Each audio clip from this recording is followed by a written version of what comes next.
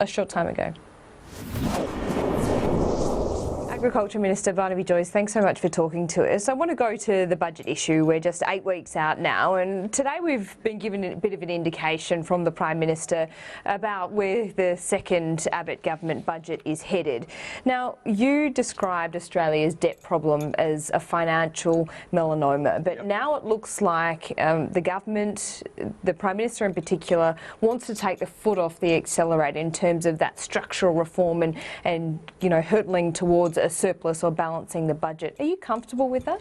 Well, I think that we've got to clearly understand that if we followed Labor's trajectory, we were going to a very dark place. And it's a dark place which means you wouldn't be able to afford pensions, so you wouldn't have to worry about an argument about CPI or a WOTI on pensions. We just wouldn't be able to afford pensions. You wouldn't have to worry about co-payments because we wouldn't be able to afford Medicare. You wouldn't have to worry about defence spending because we wouldn't be able to afford defence spending. And that's where we were off to. So we've got to make sure that we don't go on that trajectory. Have you improved it enough for you to be comfortable with the trajectory? Because we've all seen the lines in the Intergenerational Report. It does go up in terms of balancing the budget in the next 5 years, but then the deficits from then on in. Well, look, you always desire a better position. I'm an accountant, so of course you want to get back to a position where the nation's running at a profit, or the government's running at a profit as quickly as possible. I mean, it's part of my DNA. That's what I want. We are certainly getting there. We are getting to a position where we are a more solid position than we otherwise would be under Labor.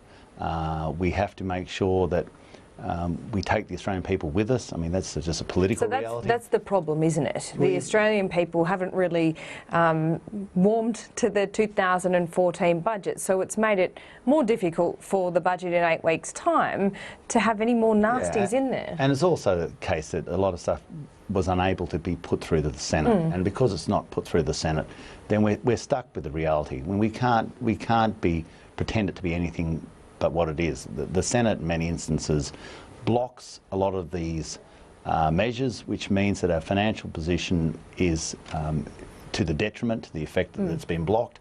And what I always get frustrated about with the Senate is when they block something, they don't put up an alternate saving. They don't become part of the process of saying, let's be adults about this, let's be honest about this.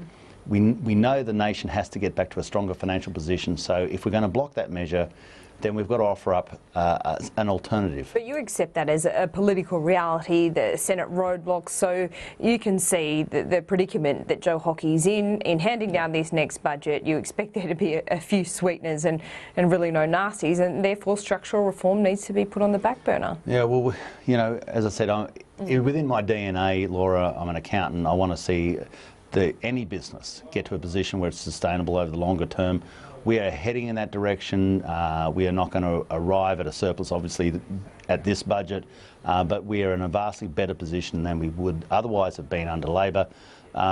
We were left, you keep on going, but we were left this financial disaster by Labor. But you really haven't been able to fix all of it, and so perhaps a first term and one budget is fair enough. But today the Prime Minister said Australia's net debt to GDP ratio could be contained to 50 or 60%, and he said by world standards that would be okay.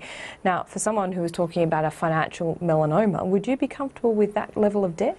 Well, it's better than the alternative, and all these things mean for us as a nation, whether your children or my children have the capacity in the future to have the same pensions that we got, to be able to go to public hospitals of the same calibre that we went to be able to drive on roads that we drove on, to have a defence force that can defend them like the one we currently have. And we can only do that if we can pay for it, and we can only pay for it if we've got the money and we stop just borrowing this money. I might say that you have changed your tune a lot from before the election to now.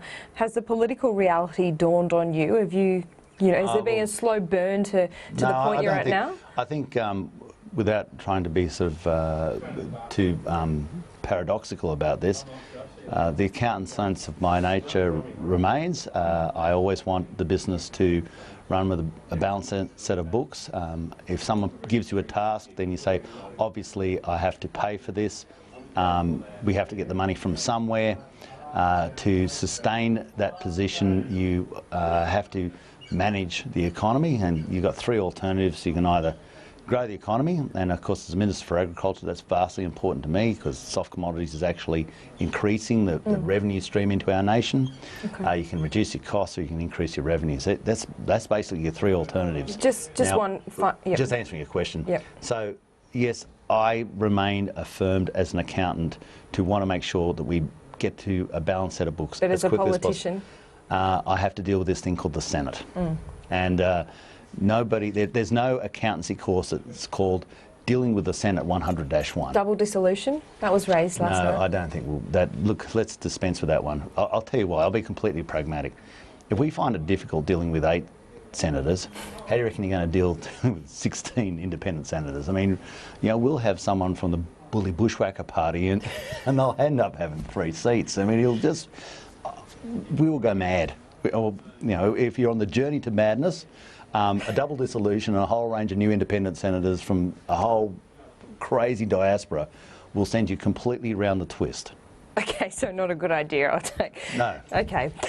Look, I do want to go to your former head of a department, Paul Grimes. You've been pursued by Labor in Question Time for successive days. So let me just ask you a few straight questions. Did you know about staff changing Hansard? Let's go through this. So Yep. I've gone through this ad nauseum. Oh no, let's just go through it one more time. But you have to do it. I made a mistake in the Senate. I got back, 2 of my staff had changed the Hansard unbeknownst to me, without any inference from me, without any office desire from me. And then we found out that they'd changed the Hansard because they'd saw something on the website that said hansardcorrections.com, so help me. Then we went through the process subsequent to that of making sure first we got the right information onto the Hansard, and then ultimately, before the draft Hansard became the official Hansard, changing it back. So this is a process that was, I wish it hadn't happened, but we did everything within our power to make sure that by the time the official Hansard came out, the correct relationship to what was said in the chamber was there. Now, other people think there's some sort of nefarious and bizarre and implicit plot. If you actually look to what was actually changed in the first place, it really is. It's not world changing. It was an error, and I admit that, in some of the factual details, but we're not talking about saying someone's alive and they're actually dead or whatever.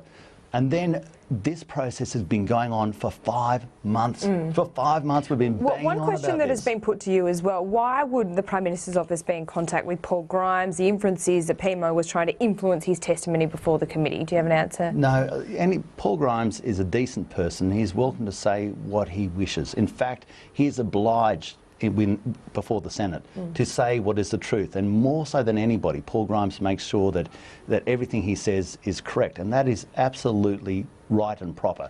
But the issue with between the Secretary and, to be honest, and myself is that we had different skill sets with different personalities, and there's nothing wrong with that. That's what I did want to get to. So in the end, it sounds like it was a dysfunctional relationship. How long was that relationship dysfunctional for, and why did it all come to a head? There's been a suggestion that you disagreed on climate change and whether it was real or not. Well, I don't know about that, but what I can say is that Paul Grimes is a decent person. He came across from the Environment Department. We had a lot of things that are high pressure, trying to get through the white paper, the dams task force.